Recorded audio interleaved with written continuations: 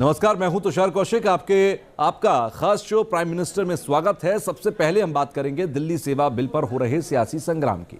अधिकारियों के तबादलों और पोस्टिंग से जुड़ा हुआ दिल्ली सेवा बिल केंद्र सरकार ने लोकसभा में पेश कर दिया। केंद्रीय मंत्री नित्यानंद राय ने गृह मंत्री अमित शाह की ओर से सदन में बिल पेश किया। जैसे ही बिल पेश किया गया तो सदन में हंगामा शुरू हो गया, जिसके चलते सदन की कार्यवाही को स्थगित कर दिया गया। विपक्ष बिल को असंवैधानिक बता रहा है तो अमित शाह पलटवार करते हुए कहते हैं कि सदन को कानून बनाने का अधिकार है।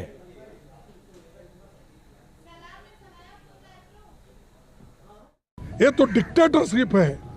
मैं तो ये कहूंगा, कोई कुछ भी बोलने दो, ये तो हिटलरशाही है। जब हम बात करने के लिए उठते हैं वो अपोजिशन पार्टी की बात को वो अपोज करते हैं और रूलिंग पार्टी वाले उठ के चिल्लाते हैं। I stand to oppose this RBD bill. In a democracy, the government must be transparent, but the citizen lives must be protected. But this government believes in the opposite. Whereas 82% of children age of 5 group had these birth certificate. विधायक संविधान का स्पष्ट उल्लंघन है, क्योंकि अनुच्छेद 239 के स्पष्ट रूप से दिल्ली विधानसभा को राज्य और समवर्ती सूची में सूचीबद्ध मामले पर कानून बनाने की शक्ति प्रदान करता है। इससे संविधान की अपेक्षा करने और उच्चतम न्यायालय की अनदेखी करने में केंद्र सरकार की दृष्टिकोण को बारे में गंभीर प्रश्न उठता है। हमारे संविधान ने इस सदन को संपूर्ण सत्ता दी है कि दिल्ली राज्य के लिए किसी भी कानून को लेकर आने की।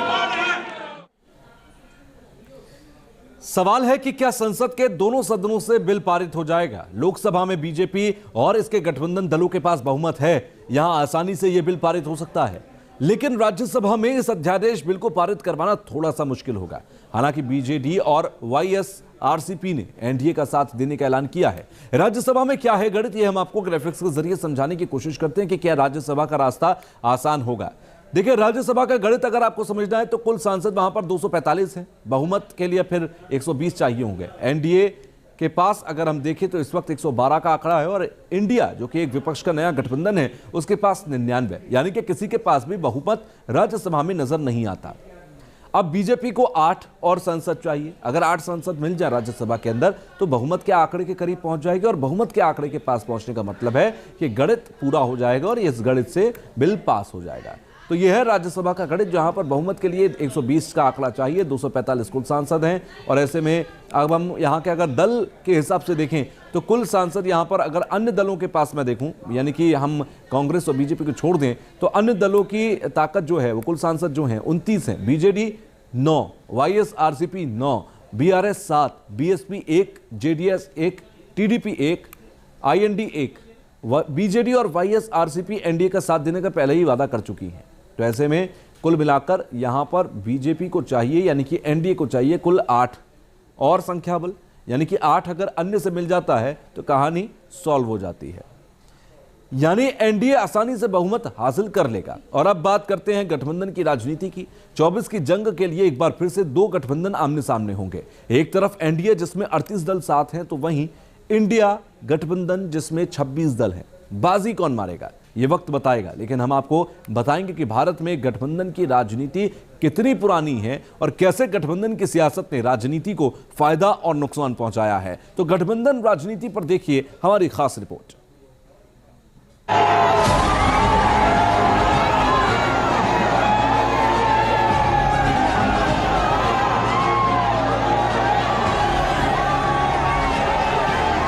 भाजपा सरकार के 9 साल देशवासियों की सेवा के रहे हैं।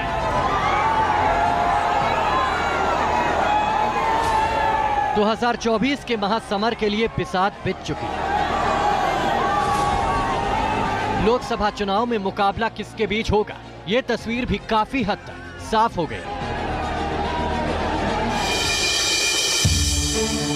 मोदी का मुकाबला करने के लिए इंडिया गठबंधन बन चुका है, जिसमें 26 पार्टियां अपना दमखम दिखाने को बेताब है।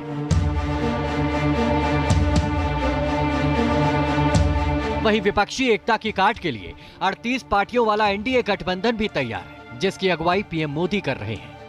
भारत में गठबंधन की राजनीति कोई नई नहीं है। आज हम आपको ऐसे ही तमाम गठबंधन की राजनीति से रूबरू कराएंगे। सबसे पहला गठबंधन नेहरू सरकार के खिलाफ श्यामा प्रसाद मुखर्जी ने बनाया था। मुखर्जी नेहरू सरकार में ही कैबिनेट मंत्री थे, लेकिन पहले पाक पीएम लियाकत अली खान के साथ समझौते को लेकर मुखर्जी नेहरू से नाराज थे। श्यामा प्रसाद मुखर्जी ने 19 अप्रैल 1950 को मंत्री पद से इस्तीफा दे दिया था। आरएसएस के साथ मिलकर सबसे पहले 21 अक्टूबर 1951 को भारतीय जनसंघ की स्थापना की, लेकिन 1952 के पहले आम चुनाव में जनसंघ को महज 3 सीटें मिली। नेहरू की कश्मीर नीति से भी मुखर्जी नाराज थे, लिहाजा संसद में कश्मीर नीति का विरोध करने के लिए गैर कांग्रेसी सांसदों को एकजुट किया और नेशनल डेमोक्रेटिक फ्रंट नाम से गठबंधन बनाया। नेशनल डेमोक्रेटिक फ्रंट में लोकसभा के 32 और राज्यसभा के 10 सांसद शामिल थे। इस फ्रंट के नेता श्यामा प्रसाद मुखर्जी चुने गए। मुखर्जी ने धारा 370 का भी विरोध किया। 11 मई 1953 को मुखर्जी को गिरफ्तार कर लिया गया। 23 जून 1953 को हिरासत में ही उनकी मौत हो गई थी। नेहरू के बाद इंदिरा गांधी मजबूत सरकार चला रही थी, लेकिन इमरजेंसी ने विपक्ष को एकजुट किया। कई विचारधाराओं और छोटे बड़े दलों को मिलाकर जनता पार्टी नाम से नई पार्टी बनी।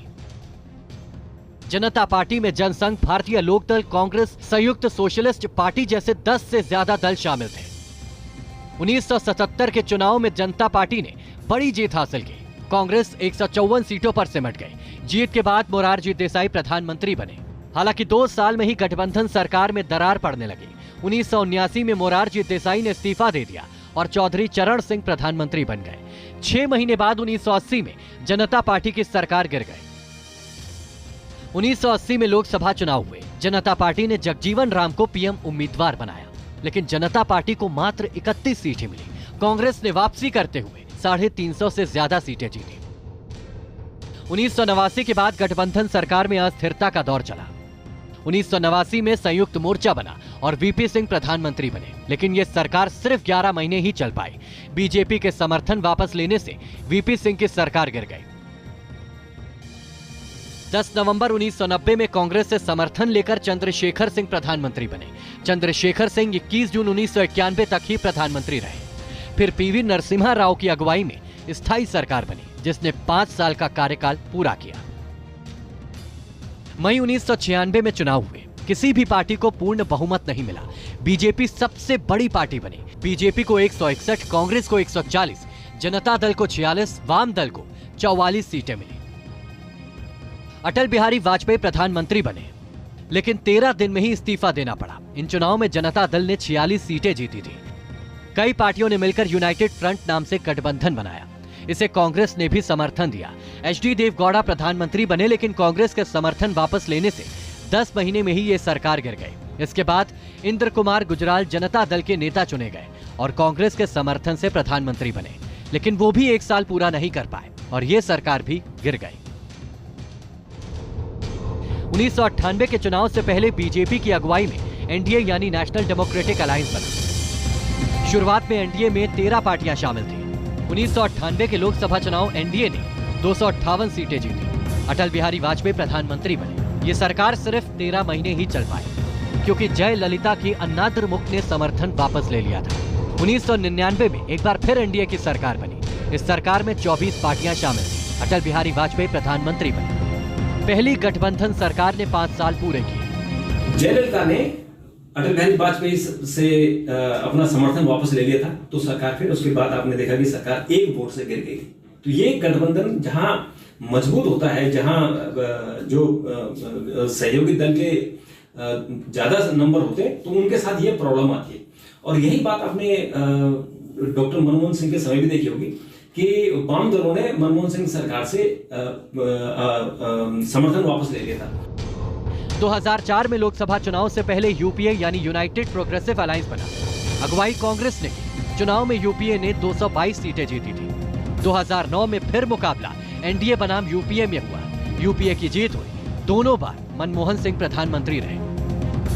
2014 से पहले का ये वो दौर था जब गठबंधन की राजनीति ज्यादा हावी थी। 2014 में भी एनडीए और यूपीए के बीच मुकाबला हुआ, लेकिन नरेंद्र मोदी की अगुवाई में बीजेपी ने 282 सीटें जीती। ये बहुमत के 272 के आंकड़े से 10 सीटें ज्यादा थी। इस सरकार में भी करीब 15 पार्टियों का गठबंधन था। मोदी की अगुवाई में 2019 के लोकसभा चुनाव में भी एनडीए की बम्पर जीत हुई। अकेले बीजेपी ने 543 में से 303 सीटें जीती। 2019 के चुनाव के बाद से कई क्षेत्रीय पार्टियां सरकार से अपना समर्थन वापस ले चुकी है, लेकिन बीजेपी बहुमत में है और सरकार स्थायी रूप से चल रही है। अगर मुख्य दल मजबूत रहे, जैसे कि 2014 में बीजेपी मजबूत थी, 2019 में बीजेपी मजबूत थी, तो एनडीए कहीं नजर नहीं आ रही थी। और जितने बड़े निर्णय होने चाहिए थे, जितने हार्ड डिसीजन होने चाहिए थे, वो प्रधानमंत्री नरेंद्र मोदी ने लिए, और वो इसलिए लिए कि उनके ऊपर किसी का दबाव नहीं था। अब 24 की जंग के लिए एनडीए वर्सेस इंडिया आमने सामने है, लेकिन कुछ पार्टियां ऐसी भी हैं जो किसी भी तरफ नहीं है। वो शायद मौके की नजाकत को भांप रही हैं, शायद वो चुनाव के बाद अपने पत्ते खोल दें। Team news nation.